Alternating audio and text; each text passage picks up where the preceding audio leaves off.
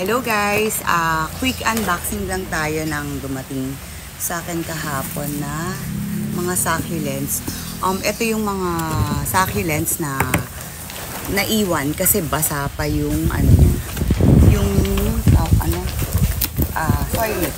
Kaya inihabol lang.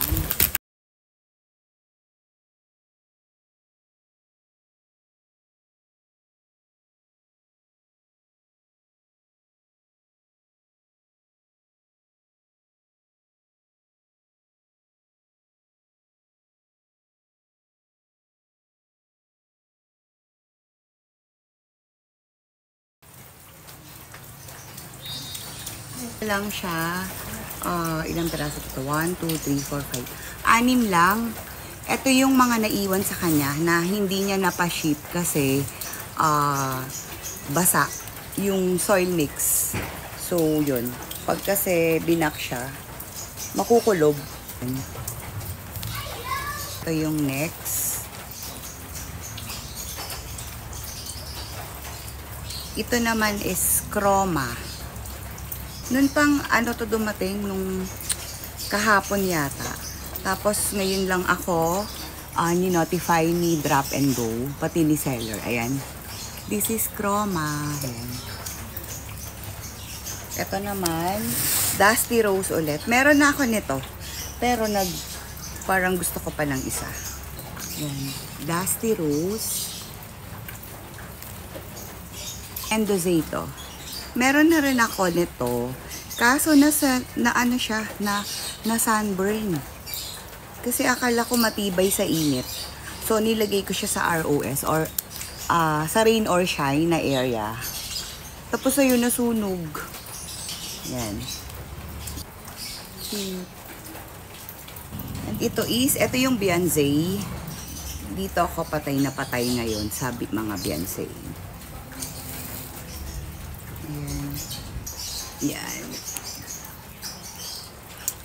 And itong last is, ito pala yung Fred Ives.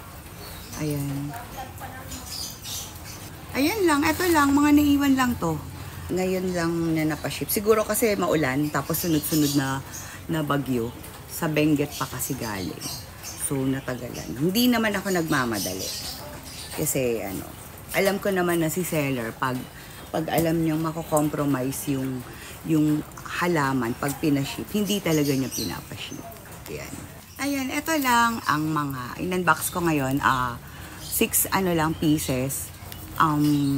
Ilalagay ko yung dyan kung kanino ko to kinuha. Ito yung pinakang kauna-unahan seller na kinunan ko, si Mary Ann Cabinta. And napakabait niya and ang gaganda ng mga plants niya. So far yung mga kinuha ko sa kanyang mga succulents before, mga healthy and thriving. So magaganda yung mga nakuha ko sa kanya. Ito yung mga iba ko pang dumating pero to from different seller. Ayan. Ito, maraming dumating sa akin pero hindi ko na siya na video. Ayan, ito yung mga plants ko na pabayaan ko. Ito yung sinasabi kong nasunog siya. Ayan nasunog. Nung ilagay ko siya sa rain or shine, daming lang. And ito rin nasunog. Ayan, nag-sunburn. Ayan pa.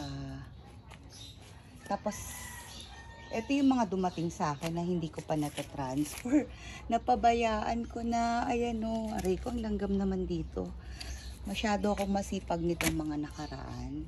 Ayan, mga pinanggal ko na. Nakatanggal siya. Ayan. Kasi yung mga purples ko, dito ko inilipat.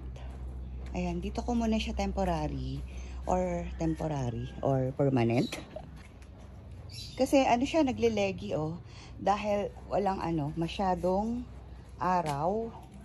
Kaya siya super leggy.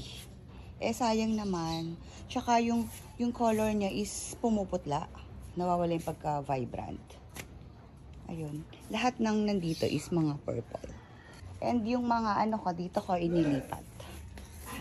Kaso ang dami kong sinampay Ayan. Ito yung mga iba ko. Ito ang ganda rin eh. Oh.